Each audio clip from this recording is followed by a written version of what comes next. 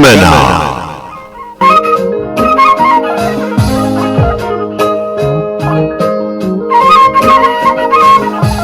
ደራሲ ሰለሞን ሹምዬ፣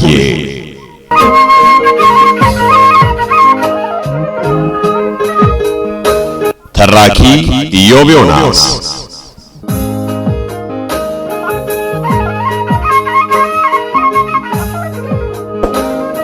ገመና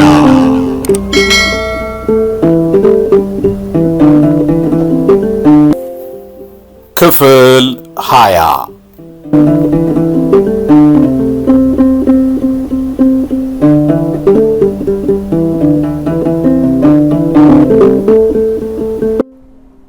አንዳንዴ ችግሮች ሁሉ በሰው ላይ ያድማሉ።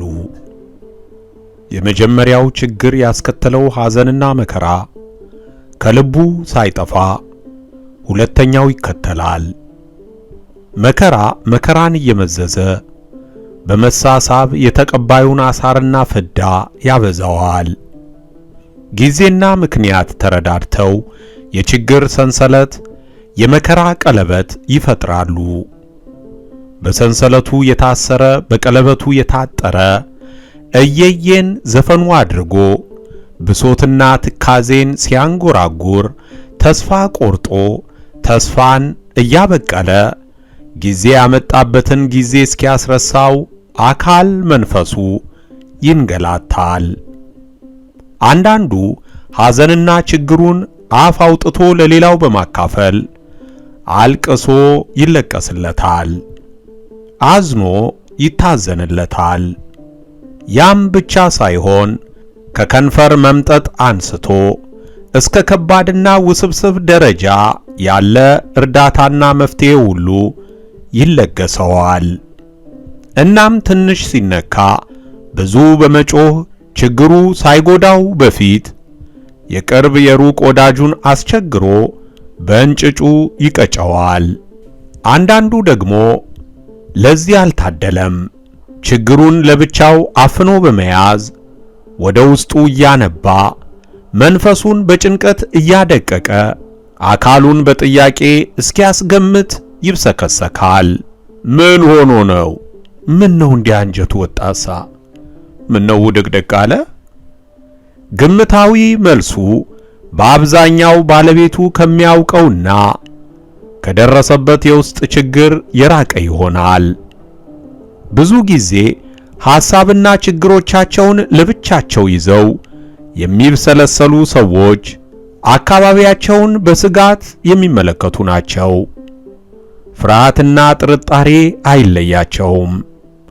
እምነታቸው በራሳቸው ላይ ብቻ በመሆኑ ችግራቸውን በውስጣቸው አምቀው በይሉኝታ በእልህና በመግደርደር አጽናኝ ረዳት ሳያገኙ ጉዳታቸው እያየልና እየከፋ በመሄድ በእነሱ ፍላጎት ሳይሆን በችግራቸው ከአቅም በላይ መሆን ይጋለጣሉ። ነገር ግን ከረፈደ ነውና ከዘመድ ወዳጅ ሊያገኙ የሚችሉት እርዳታ ችግራቸው የሚወገድበትን ሳይሆን ችግራቸውን አምነው የሚቀበሉበትን ምክርና መፍትሄ ነው። ዳርም የለሽ ባህሩም በኋለኛው ሁኔታ ወርሃ ጥቅምት ላይ በየማን ልጅ ነኝ ጥያቄ አንድ ብሎ የጀመረ ችግሯ የፍቅር ጦቷን ከማህፀኗ መዳበር ጋር አያይዞ በመምዘዝ እየየና ብሶቷን አክፍቶታል። በዝምድና ከእናቷ በወዳጅነት ከሩቅያ የቀረበ ባይኖራትም የደረሰባትን ሁሉ ከጅምሩ ከማማከር ይልቅ እንዳያውቁባት ቅርበታቸውን ፈርታ ስትሸማቀቅ ስትሳቀቅ እሷና ጭንቀት እንደተቆራኙ ወራትን ቆጠረች። ያገኘችው መፍትሄ ባይኖርም ራሷን ከጎዳች በኋላ በብዙ ማውጣትና ውትወታ በአባት ጉዳይ የደረሰባትን ጭንቀት ለእናቷና ለሩቅያ አካፍላለች። ያንን ሳትገላገል ሕይወቷን ሰጥታ ለእስከ ሕይወቷ ፍጻሜ ያመነችው እንዳለ ያለበደሏ የበቀል ቅርሱን አሸክሞ ጀርባውን ሰጣት። የፍቅርን ጣዕም በእርሱ እንዳየችው ሁሉ የመለየትንም መራራነት አቀመሳት። ዳግመኛ ፍቅር ቀርቶ የአዳምን አምሳል ቀና ብላ ላታይ አስማላት። በዕለተ ገና በዚያ ጭር ባለው ጫካ የቀድሞ መነን መናፈሻ በፍቅር ስም ካለ ጊዜው የመጣባትን እንከን ስትገልጽለት አረካክሶና አበሻቅጦ ከተለያት 3 ወራት አልፈዋል። የዚያን ዕለት ከወደቀችበት ሊያነሳት ሲጠጋ እጁን ገፍታ አፈር የፋቀው ግንባሯን እያሸችና ደረቷን እየደገፈች እንባዋ ሲንዠቀዠቅ ምንም እንዳልደረሰባት ሁሉ በእልህ ቶሎ ቶሎ እየተራመደች ነበር ወደ ቤቷ የበረረችው። ባጠገባቸው ስታልፍ መለስ እያሉ በመገረምና በርህራሄ የሚያስተውሏትን ወይም በራሳቸው ግምት የደረሰባትን አስበው ከንፈራቸውን የሚመጡላትን ወይም የሚስቁና የሚጠቃቀሱባትን ሁሉ ለማስተዋል በመላ ሰውነቷ የሚንተከተግ ንዴትና ደምፍላቷ ጋርዷት ስቅ እያለች በደመ ነፍስ ቤቷ ገባች። የገና ምሳ ለማድረስ ተፍ ተፍ የሚሉት እናቷ፣ ሳሎን ተቀምጠው ስጋ የሚዘለዝሉት አባቷ፣ ሁለቱ እህቶቿና ወንድሟም ከየነበሩበት ተደናግጠውና ተጠራርተው ከበቧት። ምን እንደሆነች ሲጠይቋት የበለጠ ሆድ ብሷት ብታነባም ወድቃ መሆኑን ገለጸችላቸው። አምነው ሳይሆን ከእርሷ ወዲያ የሚያውቁት ምክንያት ባለመኖሩ እየከነከናቸው ስራቸውን ቀጠሉ። እሷ ግን አእምሮዋ ረፍት አልነበረውም። ከዚያን ጊዜ ጀምሮ የፍቅርን ክፋት፣ የወንዶችን ክህደት፣ የሴቶችን ተላላነት ያ ከመጻሕፍት ታነበው የነበረውና ከጅምሩ በፍቅርና ወንዶች ላይ የአመለካከት ተጽዕኖ አሳድሮባት የነበረውን ሁሉ እያብሰለሰለች ከሁሉም በላይ ደግሞ ከገባችበት የሕይወት ማጥ የምታመልጥበትን መንገድ ስታወጣና ስታወርድ ነው የከረመችው። የካቲት 12 ሆስፒታል ተመርምራ የ7 ሳምንት ያህል ቅሪት እንዳላት የተገለጸላት ዕለት መደንገጧ ባይቀርም በእንዳለ ላይ የነበራት እምነት ከፍተኛ ስለነበር ብዙም አልተጨነቀችም። ሕይወቷን ሰጥታው ሕይወቴን ሰጥቼሻለሁ የሚላት እንዳለ ብልሃትና ጥረቱ እንኳንስ ለእርሷ ለሌላውም እንደሚተርፍ አልተጠራጠረችም። በቀላሉ የምታስወጣበትን መንገድ እንደሚፈልግላት፣ ካልተሳካም ችግሯን ወደ ደስታ ለውጦ እንደሚቀበላት፣ እንዲያውም አጋጣሚው የጋብቻ ጊዜያቸውን ሊያፋጥነው እንደሚችል አስባ ነበር። ሐሳቧ ግን ከሐሳብነት አላለፈም። የታመነችለት እንዳለ ከዳት። እሷን ከችግሯ ጋር አጋፍጦ ገሸሽ አለ። ከተለያዩ በኋላ በመጀመሪያዎቹ 2 ሳምንታት ማንም ሳይሰማ ለማስወጣት ሞክራ ነበር። አምፒሲሊኑን፣ የጨው ሙሚቱን በደህና ቀን እንደዋዛ ጽንስ ማስወረጃ ነው ሲባል የሰማችውን ሁሉ ተጠቅማለች። አንዳቸውም ውጤት አልሰጧትም። በዝና ከምታውቃቸው የቀራት ነገር ቢኖር አንድ ብቻ ነው። እሱንም ለመጨረሻ የሞት ሽረት ሙከራዋ በሐሳብ ደግሰዋለች።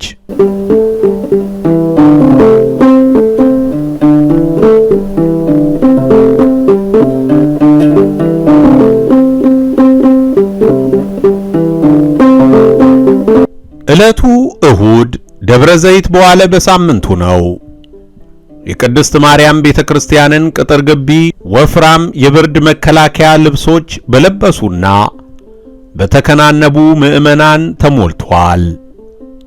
አብዛኞቹ በድምፅ ማስተላለፊያው የሚሰማውን ሥርዓተ ቅዳሴ ሲከታተሉ፣ አንዳንዶቹ ደግሞ በተጨማሪነት መጽሐፍ ቅዱስ አለዚያም ልዩ ልዩ ውዳሴና ድርሳኖችን ይዘዋል።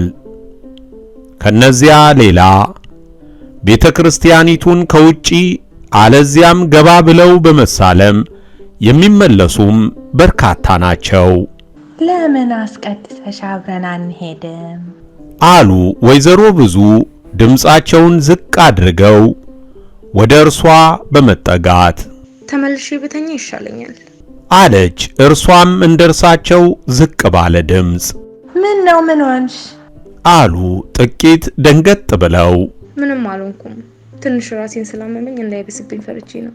የመጣሁትም ተሳልሜ ለመመለስ ነው። ብዙም ጫና ላሏት። በመመለሷ ተስማምተው ወደ ውስጥ ዘለቁ። ዳርም የለሽ አጥሩን በግንባሯ ደገፍ ብላ ጸሎት አደረገች። አባታችን ሆይ ብላ ጀመረችና ስትጨርስ ወደ ራሷ ብሶት ገባች። እባክሽን ድንግል ሆይ በቃ በይ አለች እንባዋ እየቀደመ። ይቅርታህን ጌታዬ፣ ምህረትህን ላክልኝ። ከተዘፈቁበት የመከራ ማጥ አውጣኝ። ያላንተ ረዳት የለኝምና ማረኝ። የሐዘን ሲቃ ጉሮሮዋን እንዳነቀው እንባዋን በለበሰችው ነጠላ ጫፍ እየጨመቀች ወደ ቤቷ አቅጣጫ አመራች። ፈጠን ፈጠን እያለች እቤት ስትደርስ አስናቀች ተነስታ ወለሉን ስትጠርግ አገኘቻት። መኝታ ቤት ገባችና ቀስ ብላ ወደ አልጋው ተጠጋች። የኑንሼን ሁኔታ ለማረጋገጥ አቶ ባህሩ ክፍለ ሀገር ሲሆኑ ኑንሽ የምትተኛው ከእናቷ ጋር ነው። ፊቷን ወደ ግድግዳው መልሳ በማንቀላፋት ላይ ናት። ዳርም የለሽ ወደ ኋላዋ ተመለሰችና በሩን በዝግታ ዘጋችው። ጫማዋን እዚያው አውልቃ በጣቷ እየረገጠች ወደ ቁምሳጥኑ ተጠጋች። ፈልጋ ሳይሆን ከፊቱ በመቆሟ አሮጌው መስታወት የሚያሳያት እንቅስቃሴ ራሷን አስፈራት። ምስሉ የሷ መሆኑን ተጠራጥራ ሽሺ አሰኛት። ፈራች። ራሷን አረጋግታ መቆለፊያውን ስታስተውል በላዩ ላይ አልነበረም። በስጨት አለችና ለማረጋገጥ የተከፋችውን እጀታ ሳብ አደረገችው። አልተከፈተም። ነገር ግን ተስፋዋን አሟጥጣ ለመመለስ አልፈለገችም። ቁልፉን ይዘው እንደማይሄዱ እርግጠኛ ናት። ብዙ ጊዜ ከላዩ ላይ ከተነሳ መኝታቸው ራስጌ ከፍራሹ ስር እንደማይጠፋ ታውቃለች።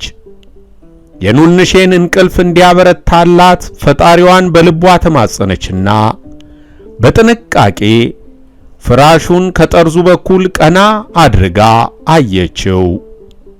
የለም። ከዚያ በላይ ብትገልጠው እንደምትቀሰቅሳት ስለሰጋች ጣቶቿን ዘርግታ በዝግታ ሰደደች። ቁልፉን ነካችው። ለመያዝ የበለጠ ማስገባት አለባት። ቁልፉን ከነመያዣው ስትስብና ኑንሽ ወደ እርሷ በኩል ስትገላበጥ አንድ ሆነ።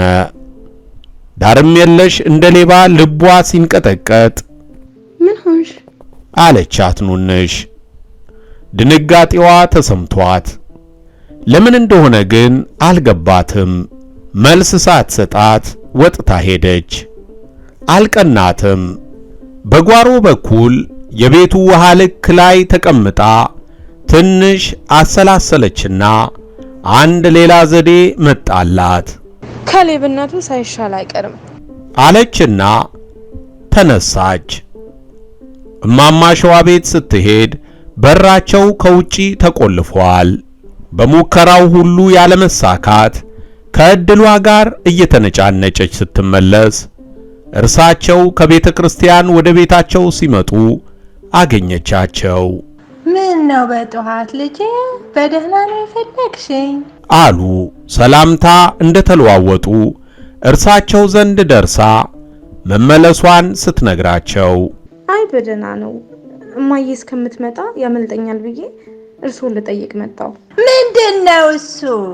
አሉ እማማ ሸዋ ዳርም የለሽን ከአንጀት ስለሚወዷት አቅማቸው የፈቀደውን ሁሉ ለማድረግ በተዘጋጀ ስሜት። በኋላ እማዬ ከቤተ ክርስቲያን ስትመለስ የምመልስሎት 3 ብር እንዳሉት ብዬ ነው፣ እቃ ልገዛበት ነው አለች መቀላመዷ እየተሰማት። ይቅር ይበልሽ ውሰጃ፣ ምን አለበት እንኳን 3 ብር አሏት ወደ ቤታቸው ቀደም እያሉ። 3ቱን ብር ከእማማ ሸዋ ተቀብላ በቅርብ ወዳለው ሱቅ ሄደች። በረኪና አለ አለች ከናፍሯ እየተንቀጠቀጡ። ፈርታለች። የለም ደህና ደርሽ አለ ባለሱቁ እየተንጠራራ። ገና መክፈቱ ነበር።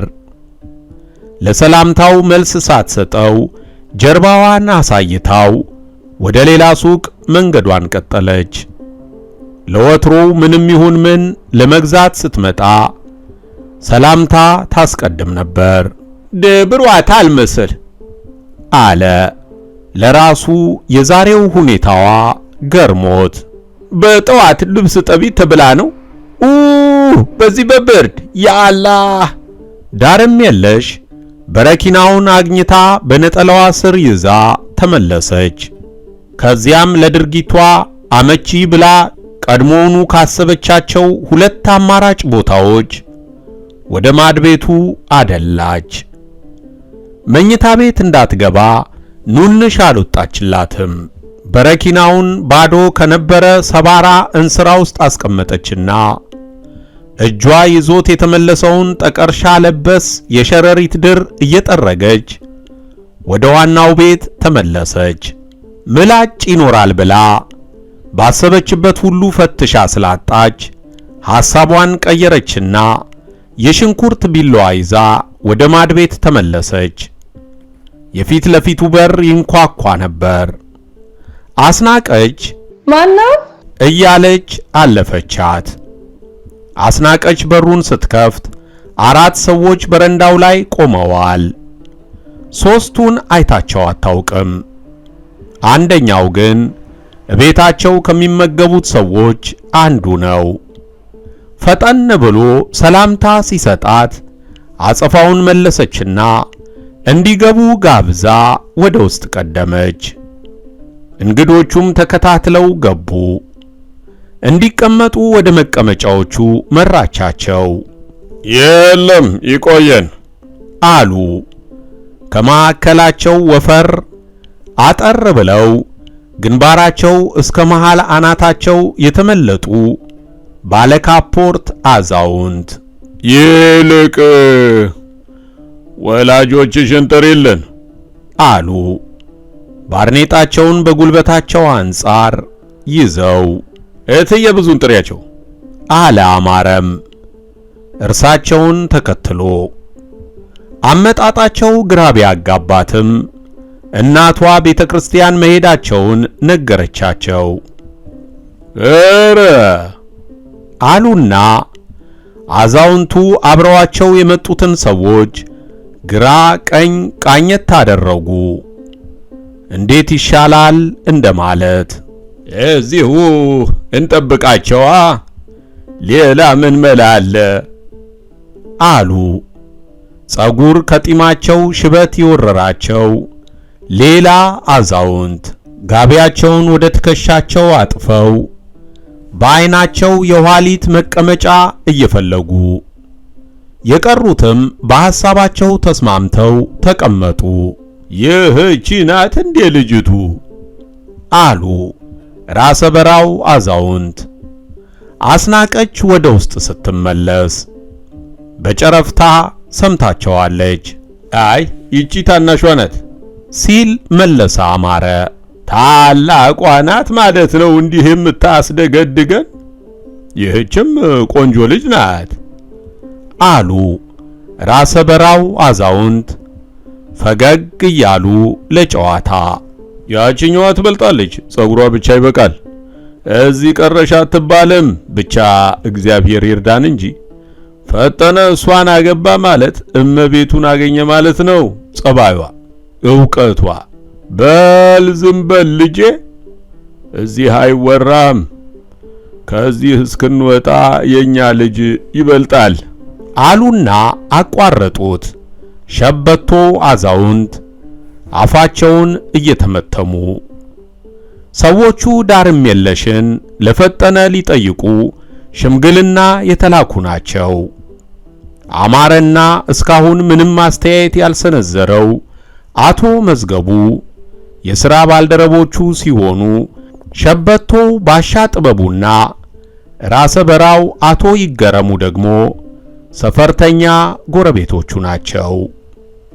እርስ በርሳቸው እየተያዩና አልፎ አልፎም የየራሳቸውን ሌላ ወግ እያወጉ የወይዘሮ ብዙነሽን መምጣት መጠባበቅ ያዙ።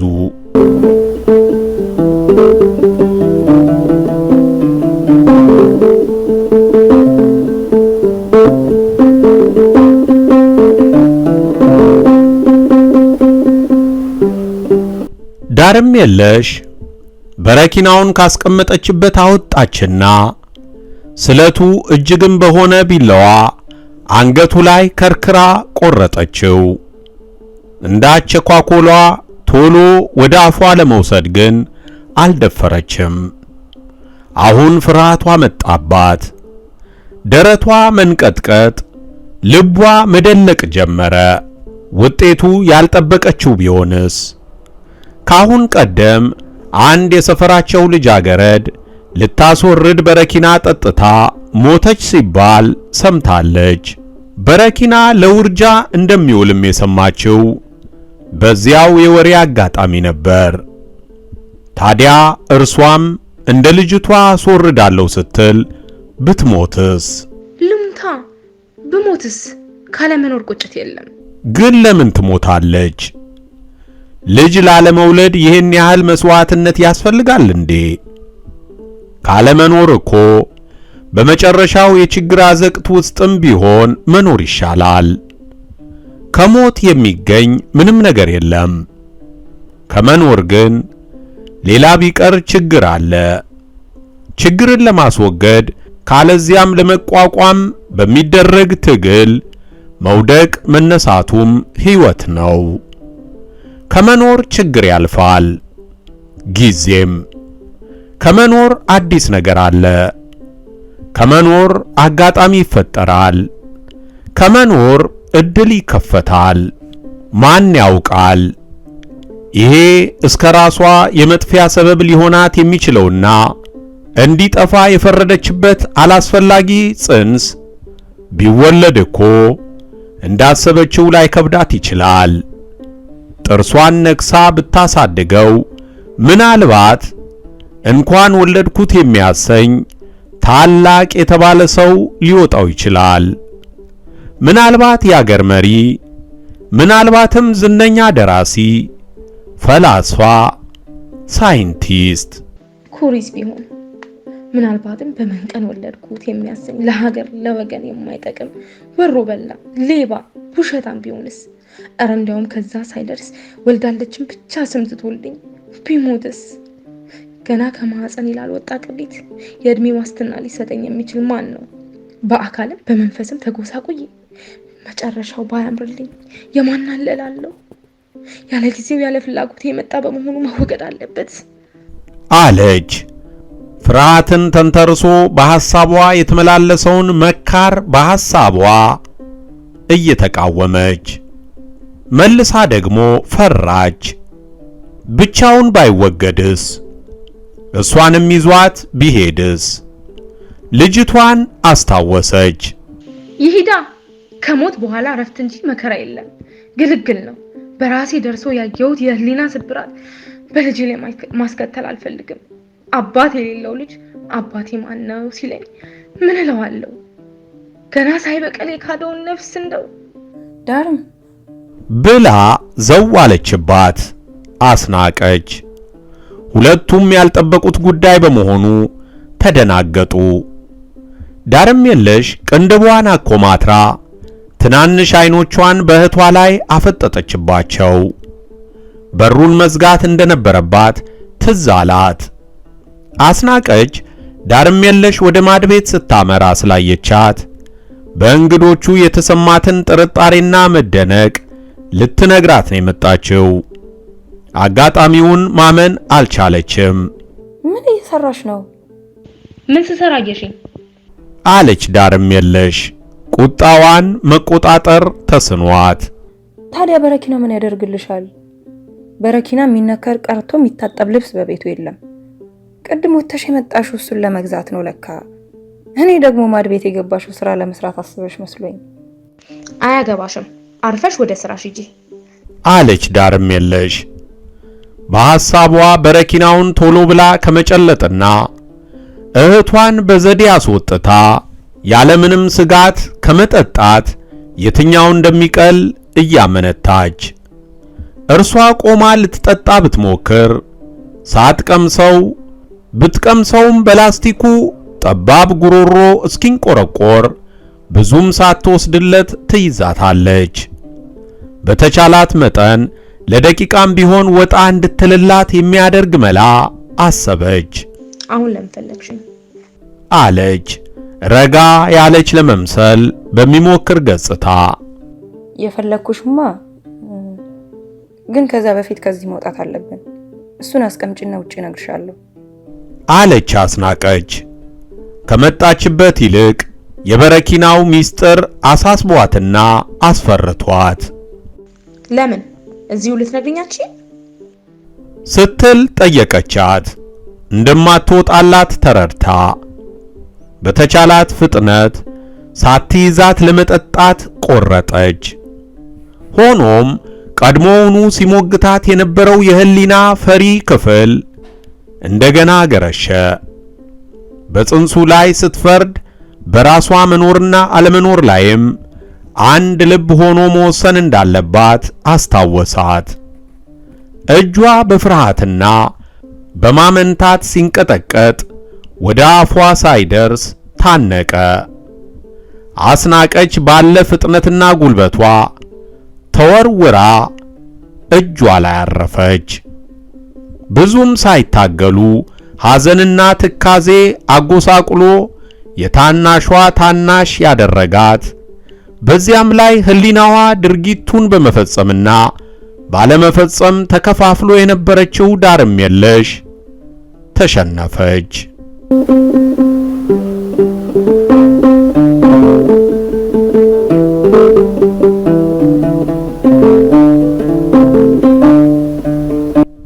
ገመና የዛሬ ክፍል እዚህ ላይ ያበቃል።